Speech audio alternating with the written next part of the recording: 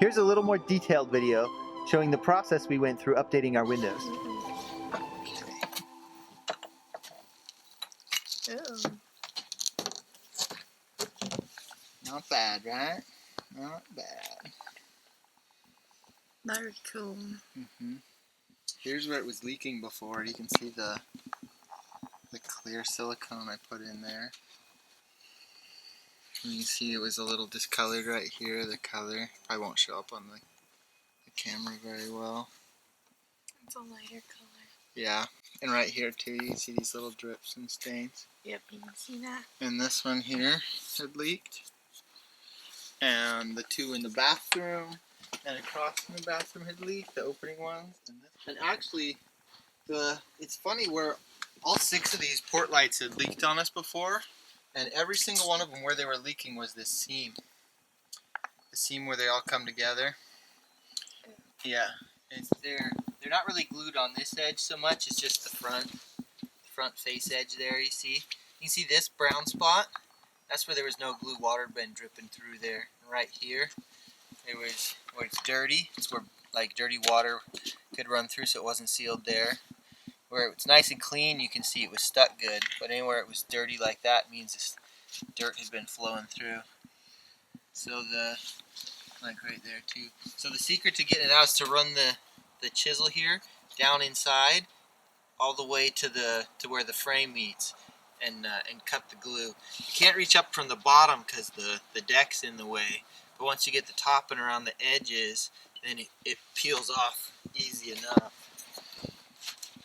So you can feel the resistance in there, kind of a mushy, hard texture. Just go right down till you feel the contact with the top of the aluminum window frame.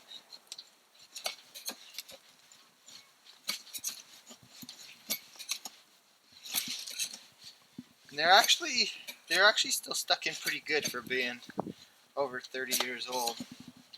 But it only takes one little spot to make a leak. And we could have pulled these out and cleaned them and stuck them back in. But you can see right here where the water's kind of been weeping through. That's the real problem with these, is if they were made in one piece, like a better quality piece would have been, then that we could have probably just reused them.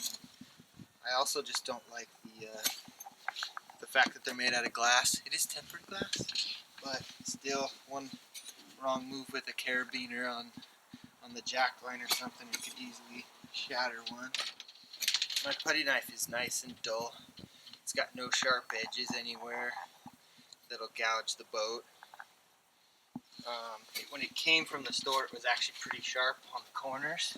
But I've been using this this is probably 6 years old, so it's dulled up pretty nice. If I was to buy a new one though, I would dull it on my own intentionally with a file or a stone.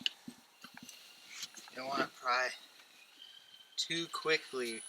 You could easily peel the gel coat right off, make a big crack or a peel. You pull nice and gently. Usually the sealant will give first.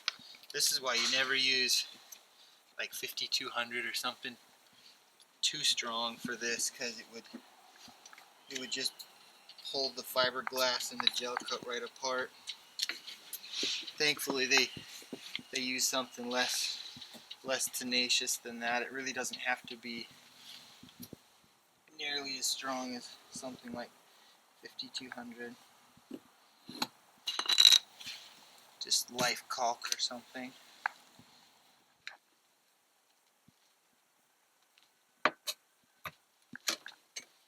There it goes. Last one.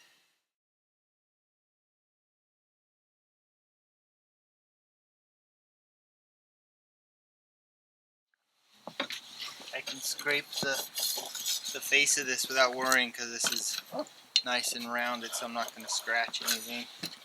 Now, since I used pure silicone sealant to caulk that, Nothing else will stick to it because the silicone leaves like a greasy film when you scrape it off. Even if you put silicone back on it, it won't stick to itself. So what you have to do, scrape it clean, and then you have to wet sand it with sandpaper. That's the only way to get it off. It's called silicone contamination. It's not a big deal. It sands off really easily just with some wet sanding paper, and leaves a nice smooth shiny surface. But if we were gonna recalk these windows back in place, it would all have to be sanded.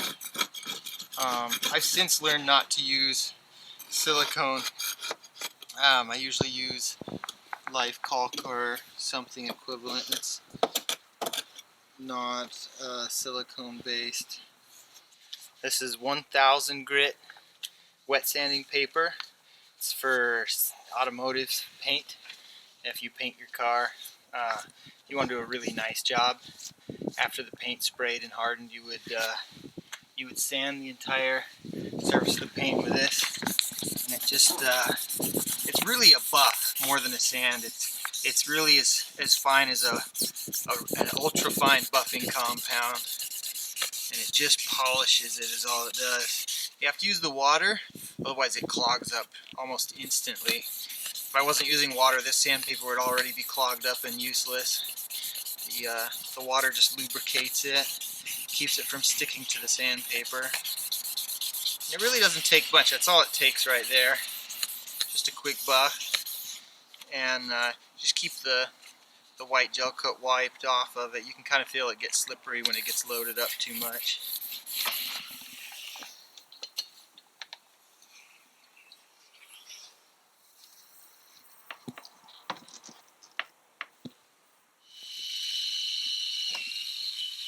You can hear when it goes through the fiberglass, and there's a space between it and the interior wood liner.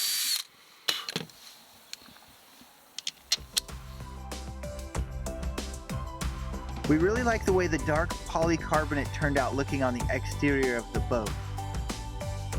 We were able to use the original aluminum exterior window frames on the inside of the boat simply by cutting them in half and inverting them. The aluminum frames gave the interior of the windows a nice factory original look.